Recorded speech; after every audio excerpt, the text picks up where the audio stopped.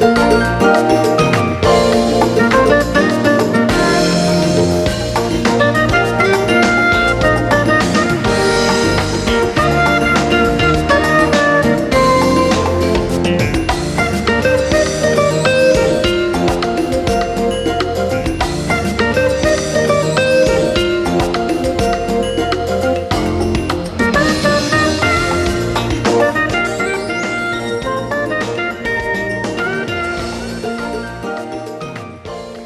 morning, Wareham. It is Monday, June 17th, and we have a great show here for you. The news headlines, the weather report, and today in history. During today's show, we'll be discussing community aggregation program with Selectman Alan Slavin and John O'Rourke, the Director of Marketing and Municipal Affairs for Good Energy LP. And also during today's special programs, we're going to view a program called This Is My Story and I'm Sticking to It. A brave young man tells his story about living with hypoplastic left heart syndrome. Also, my life in Kenya. But first, let's take this moment to thank Know Your Average Antiques, an antique shop down Cranberry Highway in East Wareham, for donating the props that you see in the morning show. So stay with me because the news headlines and the weather report are next.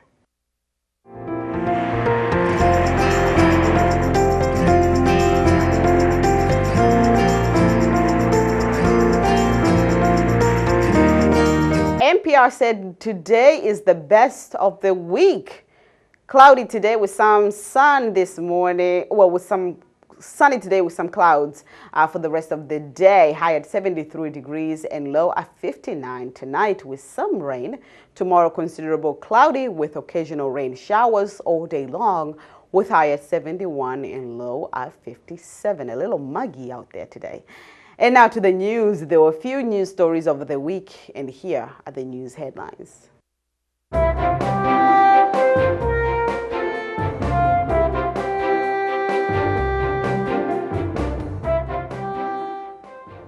Wareham Week newspaper, my favorite newspaper, had the following stories.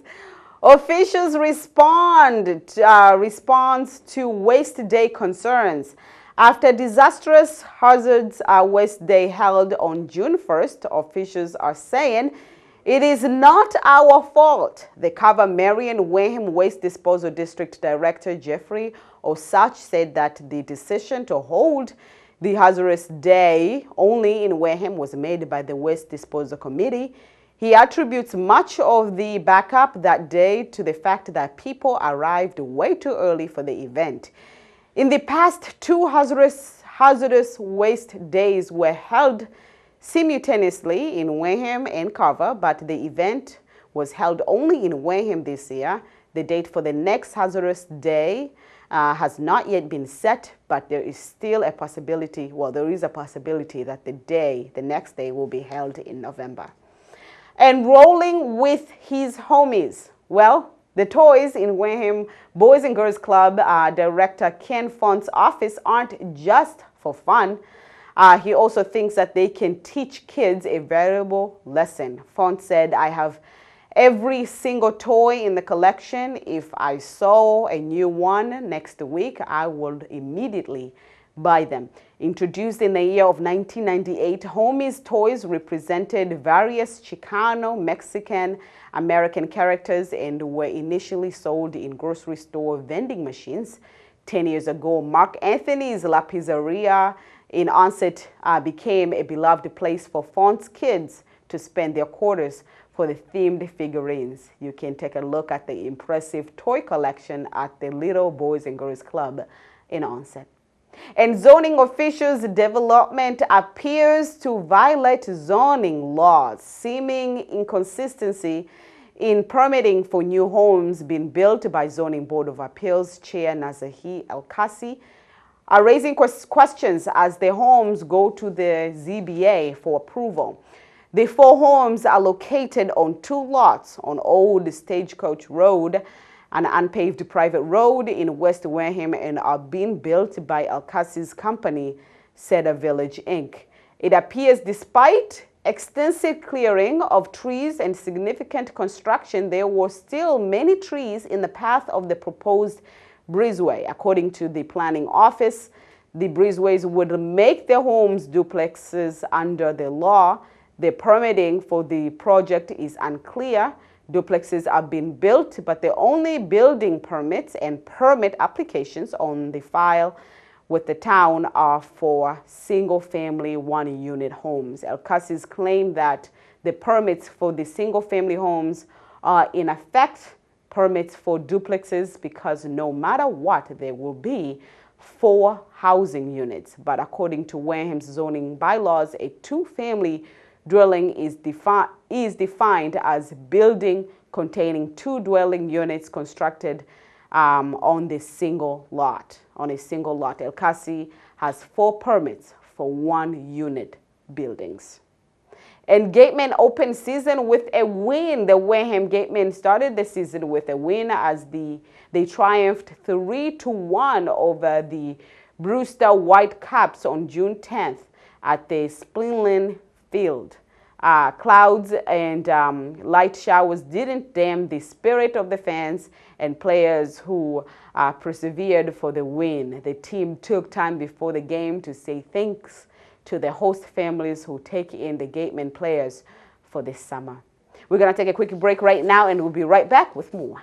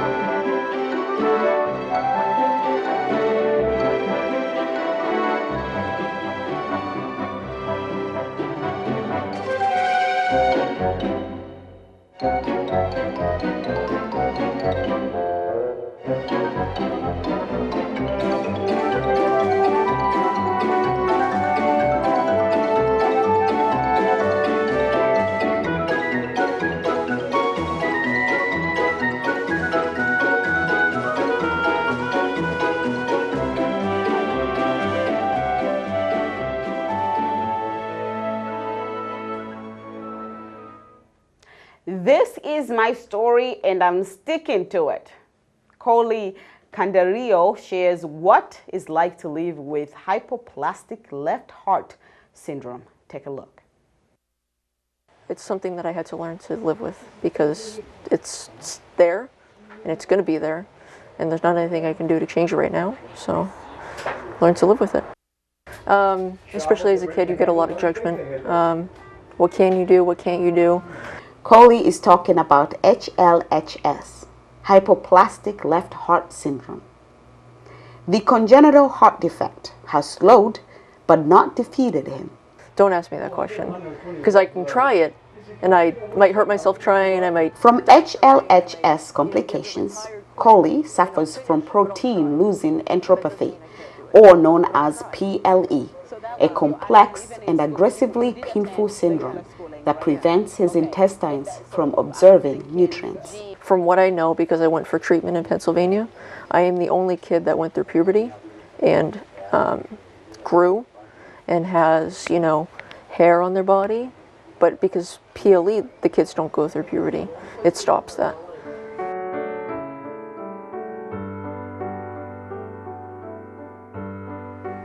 In his 23 years of life, Coley has had 3 open heart surgeries. In 2016, after years of trying, he entered the heart transplant list through Boston Children's Hospital. But Coley's story does not end here. Actually, it is just beginning, and here is why. Because I'm more than that, and I know I'm more than that. It took me a long time to get to know that I'm more than that. It took years and years of repeating this mantra before taking a page from his own book. Because this life is hard, and it sucks. Not just this life itself, but my life. Battling moments of despair. I had thoughts of like committing suicide a long time ago. And I was looking for a reason to stay. Sorry.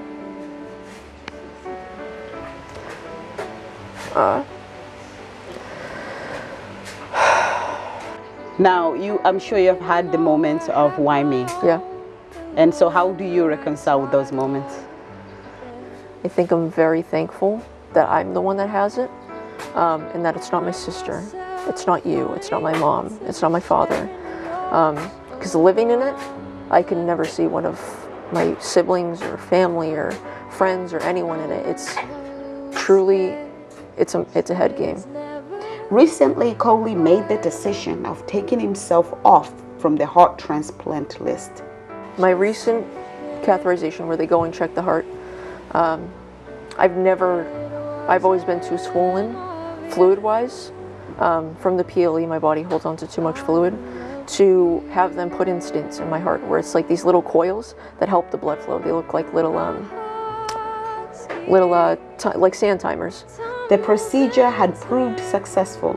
However, he still battles PLE, something that he doubts will be fixed even with a heart transplant.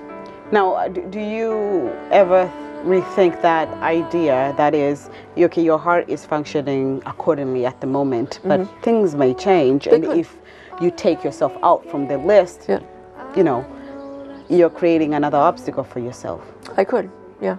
And I think if I got the call right now, like in this moment, I don't think I could do it. I really don't. It's a lot. It's a lot to worry about. It's a lot to think about. I would never want to be on the list and have me be called before someone else. I'd rather have it go to them because they might want this opportunity more. They might need this more.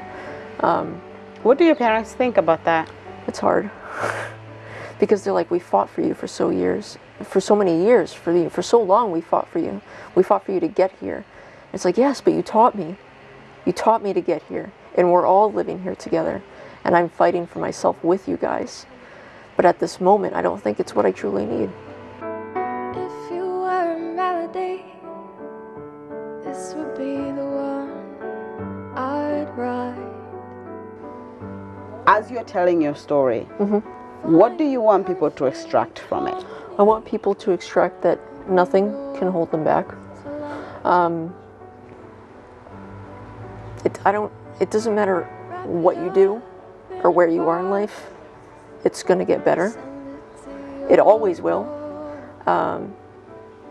You just have to believe it. And faith is hard sometimes. Faith is wicked hard to have.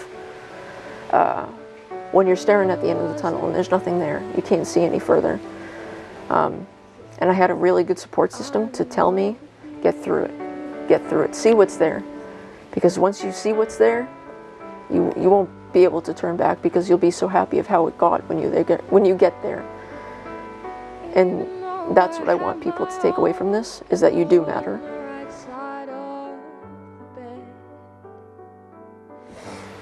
But yeah, that's my story. I'm sticking to it.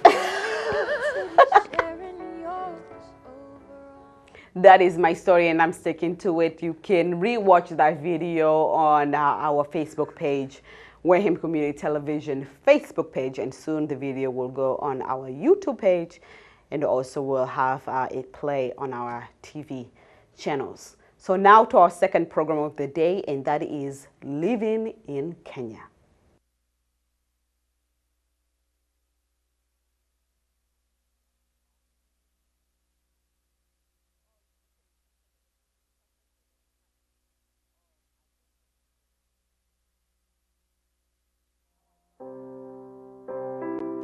Hello, and thank you for joining me in another WCTV special program here at the WCTV studio with me, your host, Queen Banda. My guest today is Stephanie Kozacek from Wareham. She's going to tell us about her journey to Kenya and Uganda for humanitarian work. Join us because more information coming your way.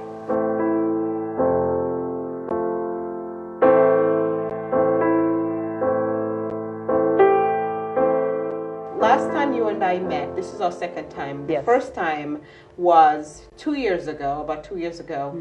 And I was attracted by your skills. You weave using plastic bags. Yes. And you weave these beautiful Just things shopping here. bags. Yeah, shopping plastic bags. There's And Walmart and yeah. all types of brands, all types of stores. And also the talent that you took when you traveled to Uganda Yes. and you also to Kenya, you took this talent of yours in order to empower the women there. Yes. Bring in this talent so they can also empower and help their families. Yes. So let's start with your trip to Uganda and Kenya. What inspired you? Why there? I just felt led to go there, and the children, it just called to my heart to help them and to love the people who didn't have anyone to love them, any parents, the orphans. Very well. Now, and that's your passion, is Yes. just to spread love and Yes. to be there for orphans. Yes. And normally when you hear that, maybe the background story is that that particular person, the person spreading love, maybe they underwent a similar experience. And I don't think this is your experience. You're not an orphan. No, Okay. no. Well, over my life, I've experienced being hungry and abuse and homelessness and and I felt unloved, and so I've been learning how to love myself, and I wanted to teach them how to love and to share my love with them and to love them, and it's a wonderful experience. People will be listening to this program and they will say, we do have neglected children here in the United States. We do have orphans here in the United States. Why travel all the way to Kenya and Uganda? What do you have to say about that? Well, I share that here too. I've met children who are partial orphans or just neglected, and I've loved on them as well. So when you talk about love, when you talk about being there for orphans, for children who are neglected, what does that mean? Tell us what you did in Kenya and Uganda. I was like a mom to them. I just made sure they had food and taken care of, just simple things that a mother would do for her children. Describe for us your environment. People, I'm from Tanzania. Yes. So when you talk about being in Kenya, even though we only share a border, but I have a little picture of how the environment looks like. Yeah. But our viewers may not relate. So give us a picture, your environment, what you actually did, your daily activities. Well, lots of time. We wash clothes in a bucket. There's no running water, not very much, or electricity. When it is, it comes and goes sporadically. For a shower, I stand on a banana leaf and dump water on my head like I'm camping. Sometimes we'll heat that up on the charcoal stove. It's just actually a little charcoal pottery pot, and we put charcoal in there and heat it up. That's how we cook our food as well. What part of Kenya or Uganda? Which city were you? All over, All all right. over yes. Not one specific place. There's in Uganda. There's a refugee camp I go to. There's another place. There's a village I go to. So your duties. I know that you talked about being a mom and loving them, taking that position. Yes. What else were you involved in? I'm just trying to get the picture of your role. Well, sometimes I would step in as a teacher because we have schools. We take the orphans in during the week. The churches become schools because public school is not free. Yeah. It's they have to pay tuition and fees, and if they don't have that, they don't go to school. They don't get educated. Was language an impediment? Well, a lot of them speak English, but it's a British English.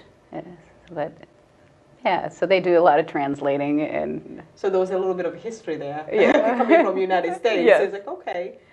All right, very good. So you had a wonderful time. There are plenty of pictures of your work on Facebook. Yes. And seeing them, I know that you had a great Yeah. time. You're talking about showering, standing on top of a banana leaf, and yet with a big smile Yeah. on you. Was there anything frustrating? I know you were there to spread love, but was there anything frustrating being there?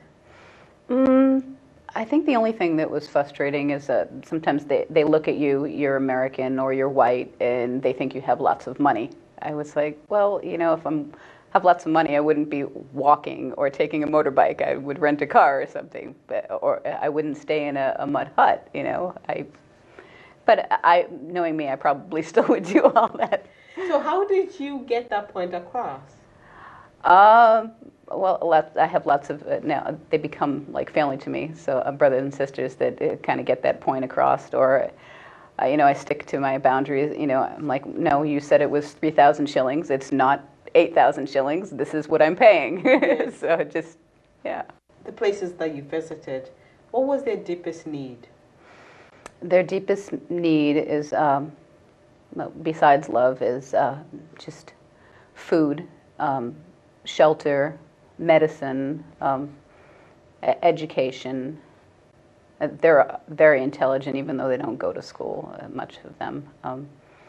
But yeah, they need medicine, and and food and clothing. They have all those things in Africa, but it's just getting them, and it's money. And we don't need to ship all those things over there. We just need money, donations, or blessings to help provide those things that they need. Okay. Yeah. Now, you took your talent, Yes. right? You brought Yeah. some souvenirs here. Oh, these to are our actually studio. the women and men have made those, and so they're for sale. Okay. And then I don't even keep any of the money. I send all the donations to them, along with the shipping costs that I pay for to ship the money over there. Tell me about how you taught them how to do this. I bring crochet hooks, Okay. and I would love to give a crochet hook to every single person, but lots of times I hand them 5 and say, you need to share. And they do, but that gets a little frustrating, not for me, but you know. How about finding the materials here in the United States? Finding plastic shopping bags is very easy. Yes. How was it over there? They have a lot of these ones are theirs. Okay. So was it easy to find materials? Yeah, I do bring a big bag of shopping bags too. Who chose what to do? I mean, I see pocketbooks, I see cell phones, pouches. I start off with they saw my cell phone case, and water. There's water bottle bags. Yes, okay. And I have those, and I had a purse. And usually we start off with something simple, and I teach them either to make a cell phone case or a water bottle bag, and then they just go for it. And they learn so easy, and yeah. So I know you brought this here, and they're all for sale. Do products like these sell there? Not as much, you know. How are you hoping that they can utilize this gift? I think basically what I've found is that I have to bring them back here and somehow find a way to market them and then send the money back to them. So that's what you are working towards at the Yeah, moment? because they've tried to sell them there if we can find tourists that would buy them. And they're not going? No, Okay. no. How can the Wareham community help you? I need help with fundraisers and just donations. And what kind of donations? Well, money donations, basically, so that way I can buy the clothes and food when I get there for them. Help with setting up if somebody can volunteer to set up a website. Let's see, and other people are welcome to come too, teachers, nurses, you know. All right, so Yeah. you want to bring Wareham to Uganda and Kenya. The more the merrier, right? Yeah. Well, thank you so much, Stephanie, for being in our studio, and I wish you all the best in your endeavors. Your pictures looked wonderful, and I'm happy that you were able to spread the love. And I'm happy for those who are sharing that love with you. Thank you. You're welcome. To my viewers, thank you for joining me in another WCTV special program here at the WCTV studio with me, your host, Queen Banda. In the studio, I was joined by Stephanie Kozacek from Wareham. She was telling us about her journey to Kenya and Uganda for humanitarian work. Until next time, I wish you all a wonderful day. Bye.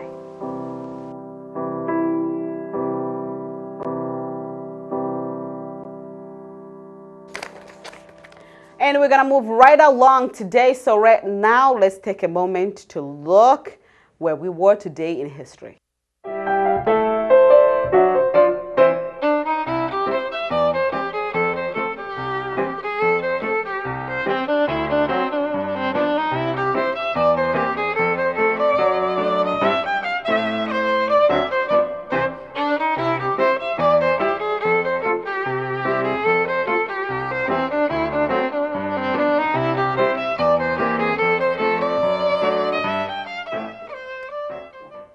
This day in history, in 1885, the Statue of Liberty arrived in New York Harbor.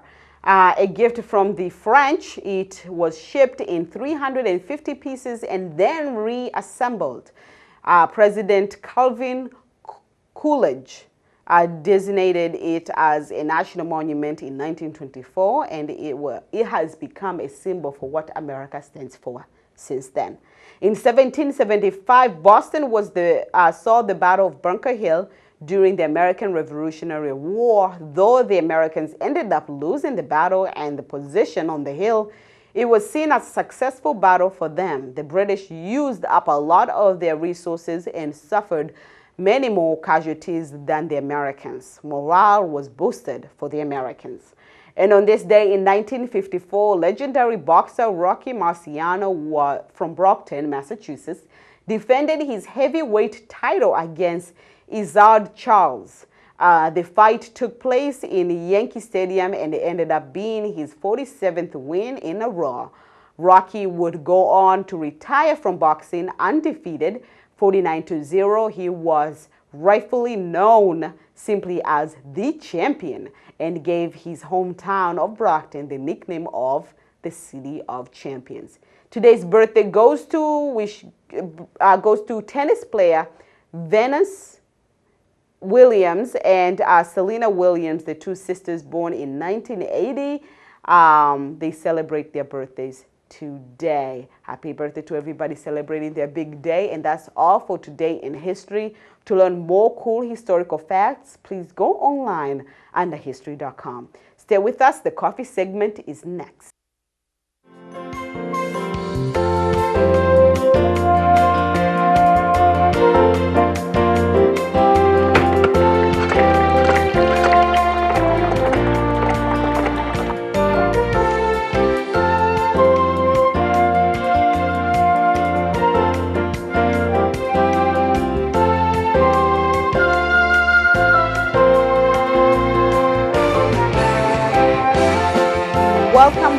Welcome back. In today's coffee segment this morning, we are going to replay the discussion I had with Selectman Alan Slavin and John O'Rourke, the Director of Marketing and State and Municipal Affairs for Good Energy LP, where we discuss community electricity aggregation program. Good morning, and thank you for joining us for this morning's show. We are broadcasting live from our WCTV studio at 505 Main Street, and this is the coffee segment. With me is your favorite selectman, Alan Slavin, joined by John O'Rourke, who is the Director of Marketing and Municipal Affairs for Good Energy, here to discuss community electricity aggregation program. Gentlemen, you have been on people's minds since these letters came out. People are like, what is going on? What is this? You know, is it going to cost me anything? So I said, do not panic. I will bring them here so they can explain themselves. And by then, we're going to start with you, Mr. Selectman. Oh, thank you very much. Because this was your plan to begin with, wasn't it? This was actually planned back a few years ago from SERPED, which is the Southeast Regional Economic Development Group. And they had suggested that the 27 communities that they represent look into energy aggregation as a way to save money long-term on energy costs by getting all these communities to join as a group and buy energy as a group and lock it in for certain time frames, because every time you turn around with the alternative energy coming into the systems, those alternative energies continue to increase the costs. The costs just get passed on to the consumer. So it made a lot of sense. The savings at the time were more than they are right now because of, and I'll explain, but the bottom line was because we had to go before town meeting, which unanimously approved this particular program, as did the selectmen and the finance committee, we missed the first opportunity, which is with 23 other communities that were going to go in. So we had to wait, and John will tell you that I would pester him every couple of months when I saw him. Are we in yet? Are we ready? And we waited over 2 years before the rate worked well enough that we could go in knowing it wasn't going to cost any more. The problem I have only is that the program requires you opt out rather than opt in. Opt in would be a lot easier for everybody. Opt out means you got to make a decision whether you want to be in or not be in. I can apologize for that, but the problem is that's the only way the program was available. So that's what we did. There are other programs that outside of Massachusetts probably that have that option the other way. We didn't. So that's simply as that. I've been away on vacation, obviously, for a few weeks, and everything came through. The bid was accepted, and John supplied the basic release and information.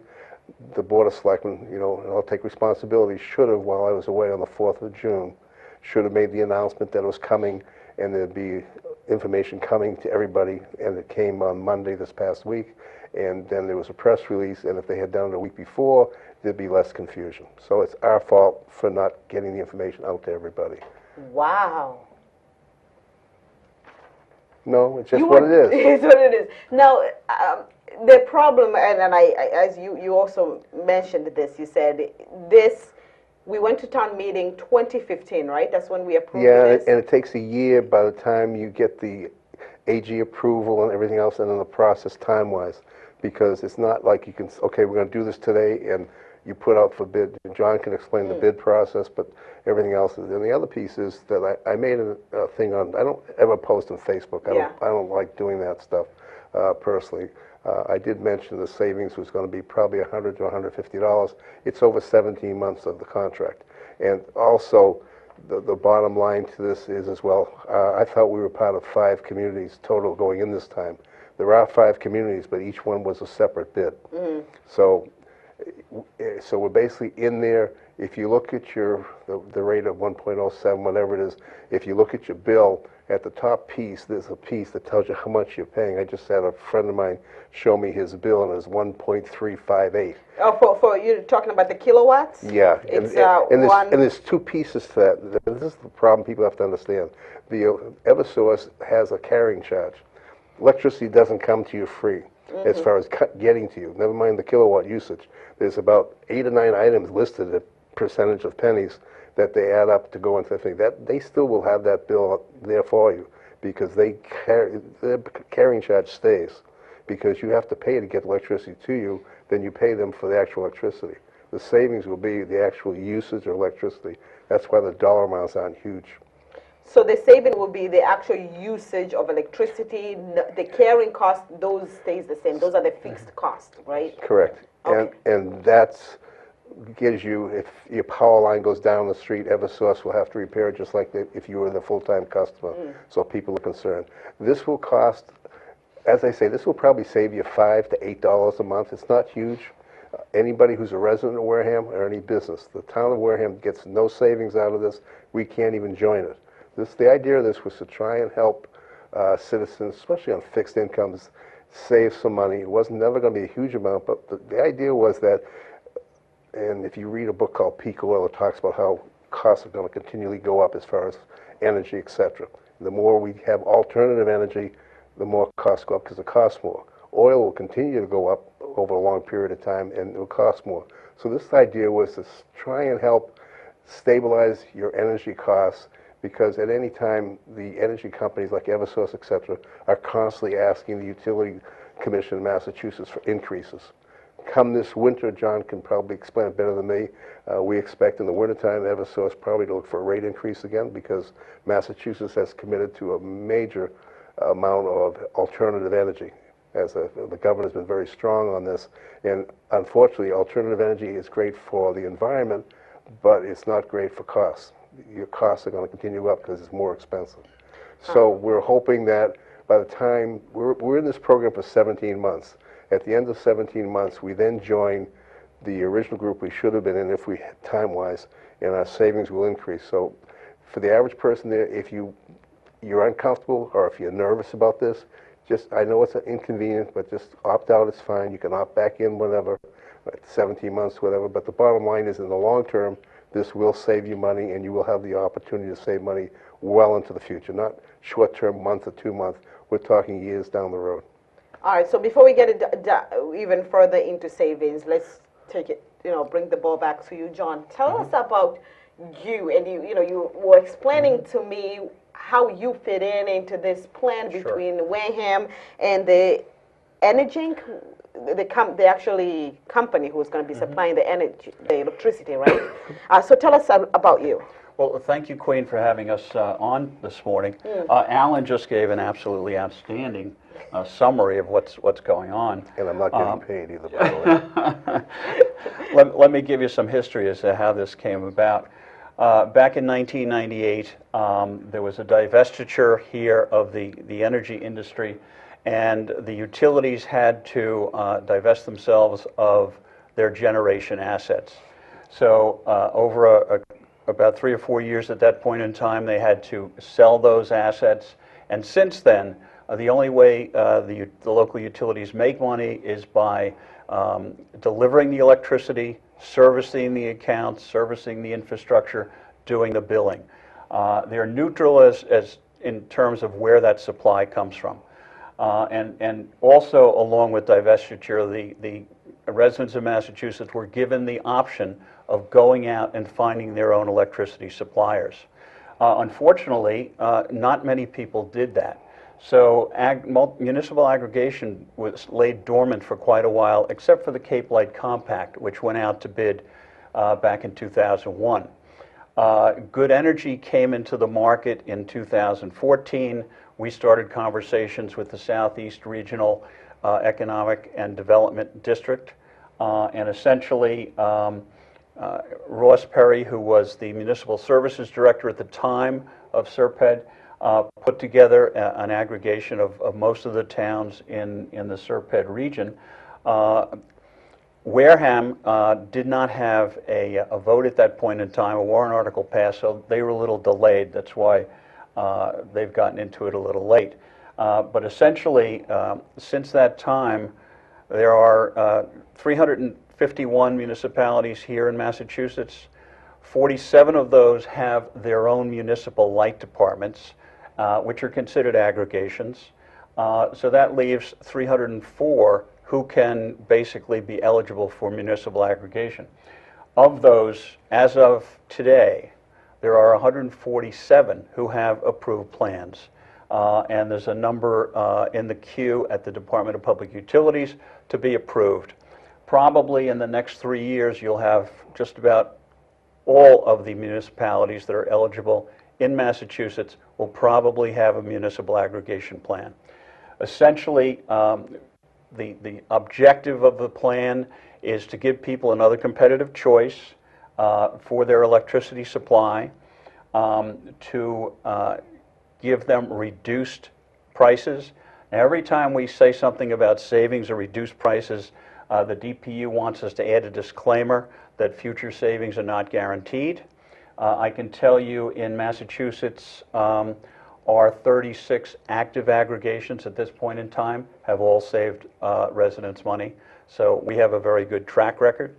The third item or reason for aggregation is for more renewable energy options, which essentially in the Wareham plan, you have a basic, which is the same amount of renewable energy as the utility, and then you have a 100% option for those people who want all green electricity. That electricity, that renewable energy comes from Massachusetts renewable energy facilities. We go through Green Energy Consumers Alliance. They are the gold standard here in Massachusetts for sourcing renewable energy certificates for renewable energy projects. And essentially the last reason for aggregation is, you know, we're all getting calls, letters from some legitimate companies, some not so legitimate, who are trying to sell you electricity. Very often, those marketers are unscrupulous, and they get people involved in a plan that sounds attractive and is attractive for a couple of months, and then the price goes up. So essentially, the whole idea of this, not only to save money, but also for consumer protection. And again, our company, Good Energy, okay, we are the national leader in municipal aggregation. We're involved in every state that has a municipal aggregation plan. And interestingly enough, all of the successful aggregation laws in the country have been based on the Massachusetts law.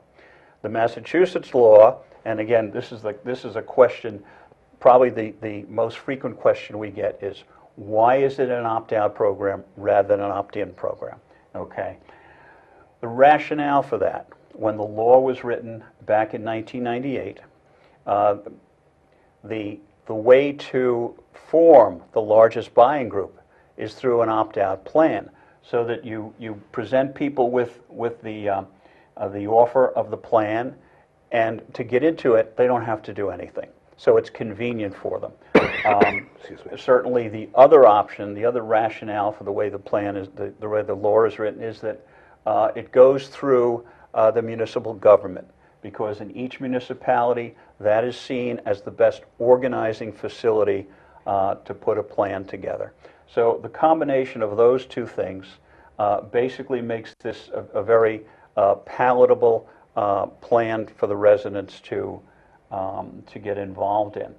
And certainly, there's a very good business reason why it's an opt-out rather than an opt-in. Our own situation, Good Energy, we know we're going to get, of the eligible customers, and those are the customers on the basic service of the local utility. Here in Wareham, that's Eversource. So everyone on the basic service gets what's known as a customer notification letter, which looks like this, and essentially it explains the whole program. Now, this, to a lot of people, this looks like a very complicated letter. This letter has to be approved by the Department of Public Utilities, and they want a tremendous amount of information in this letter, and it can be confusing, okay? But essentially, once those people are provided that letter, they have the option of staying in the plan by not doing anything, or opting out. And certainly the suppliers that we deal with, and we deal with them on a national basis, they know we're going to get 85% of the eligible customers into the plan. So they know when they're bidding, okay, they know the load they're bidding on. If it was an opt-in plan, okay, the suppliers who are bidding wouldn't know whether you're getting 85% or 60% or 40% or maybe 20%. So now they don't know what they're bidding on, and they would have to add, if they bid at all, they would have to add a risk premium to the bid they put in. So the best way to get the best price is through an opt-out plan, and that's been proven in all of the states where municipal aggregation has been adopted. Okay. All right, so we're going to carry this conversation until the end of the show. All right, which gives me how many minutes? Oh, geez. All right. So a lot of information, and I'm sorry that we only have a little time left. So one of the questions, what sounded to me is that you pointed out, Selectman, that these are savings throughout years, and you said savings cannot be guaranteed in the future. So at the end of the day, if it's not about the money, what is it about? What is the most attractive part of this deal? It's the stabilization of the prices over a long period of time. You've got 17 months of a guaranteed single rate. It's not going to cost you we can't guarantee it because it's like, when people sell you a pill and says it's not been approved by the FDA, but they make all these claims. In this particular case here, you can't make a claim unless you can guarantee on paper how, because you don't know in the future how things are going to go. But because you can opt out, say if Eversource's rate they decided to blow everybody out of the business and drop it even to lose money, you can always move back down. I mean, as an example, when I came back from vacation and going through the mail, I had a postcard from Eversource saying, if you'll sign up, we'll give you 1 month free. Well, that 1 month free at this time of year, especially if it gets warm and have AC running all the time, might be as much savings as I get in 17 months. But I know in the long term, going forward later on, I'm still going to save money because they're not going to give me a break except that one time to try and trap me in there. So the idea to me is that it's stabilized. We have a lot of people on fixed incomes. We have a lot of retirees.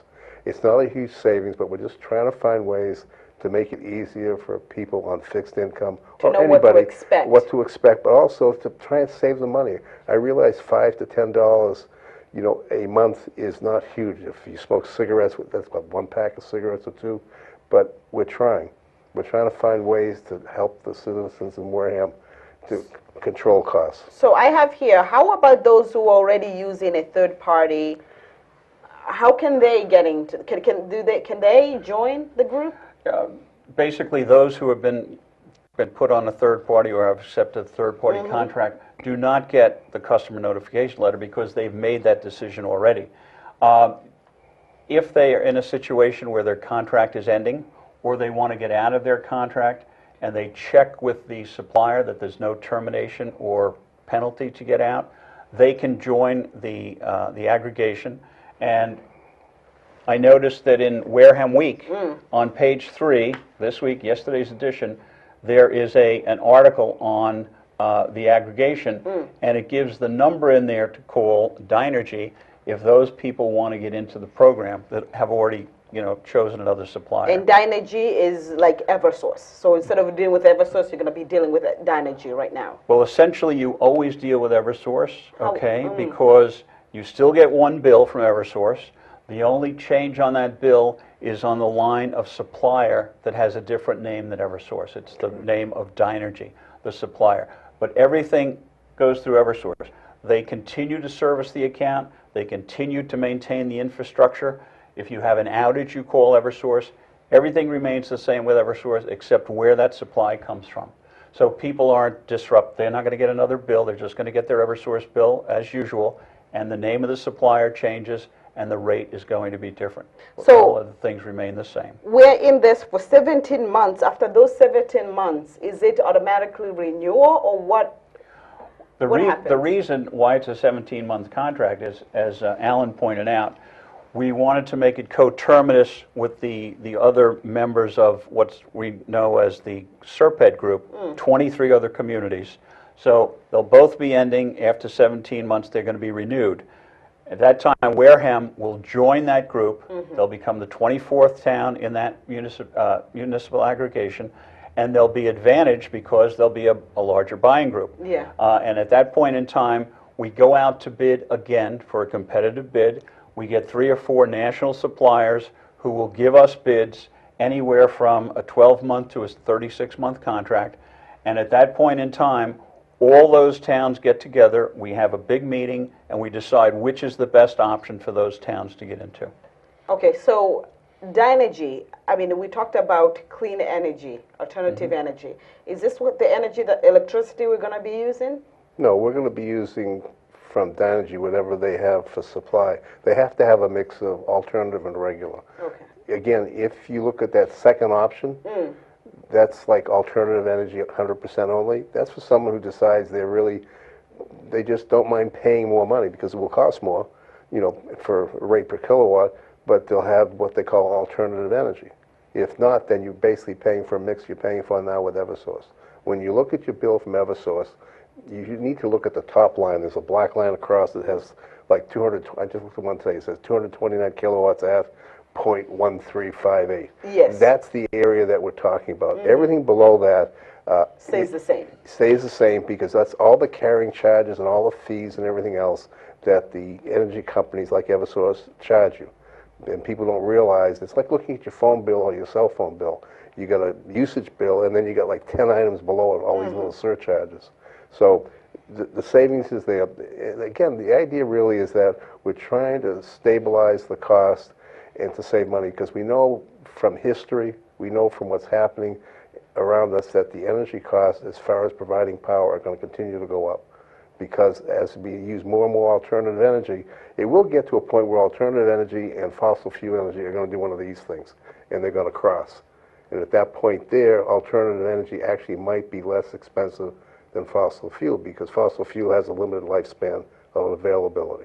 So we're just trying to get there and control things for the average person. When we renew the contract in 17 months, most likely our kilowatt cost number will probably be slightly higher, because it has to be, because the cost is going up all the way across board constantly. But we're locking it for 17 months, then we get into a new contract, and hopefully everybody's happy and with it and everything else, we stay with it. And then in 36-month period, if we get a 36, again, we have stabilized costs for 36 months again. You know, if you look at everything, it's like in the long term, the stock market continues to go up over the long term. It goes up, it goes down, but in the long term, it rises. Cost of housing constantly steady rises long term. We're not looking at 1 or 2 years. We're looking at 3, 6, 5 years down the road type of thing. That's where you have to look at this. If you look at this short term, it doesn't work. It's like playing the stock market short term. Unless you're really good, you're going to lose. And I don't want the town of Wareham, the residents, to lose. Here in Massachusetts, no matter where the energy actually comes from, this year, 2019, because of what's known here in the Commonwealth as the Renewable Portfolio Standard, 14% of that electricity has to come from renewable sources that are known as Massachusetts Class 1 facilities. Next year, that's going to go up to 16%, because instead of going up 1% a year from here on, it's going to go up 2% a year. So you're getting green energy no matter where your energy comes from, at least that 14% this year.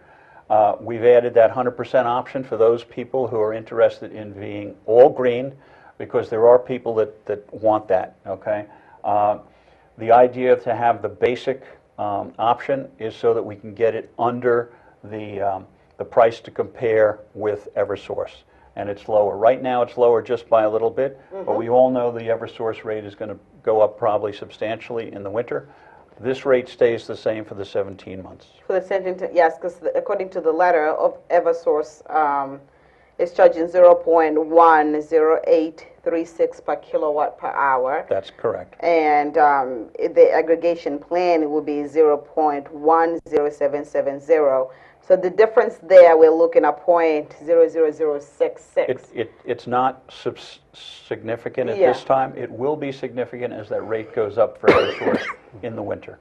Okay. But just as an example, I looked at someone's bill today when I was over at the coffee shop, and their rate was basically 135. And that's where you see the big And that person there would be saving, I think, $8 or $9 actual. So you got to look at your rate, because everybody's not getting the same rate. Yeah. The rate that's quoted in the letter, because the program starts as of the August meter read, this rate for Eversource is actually the rate that starts July 1.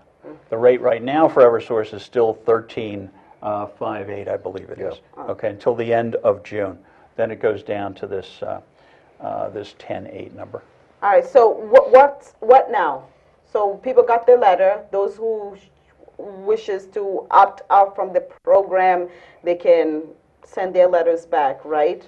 There's a card that comes with the letter. Okay. And if anyone wants to opt out, they just sign the card, put it in the envelope, send it in, and at the end of what's known as the opt-out period, which is required by law, the 30-day period, the suppliers get those letters or those cards, and those people are not included on the August meter read date to switch over. Okay. So those who have not received a letter, should they assume that because they're not qualified under this program, or should they double check? Well, they're not eligible right now because of the fact that they have a third-party supplier.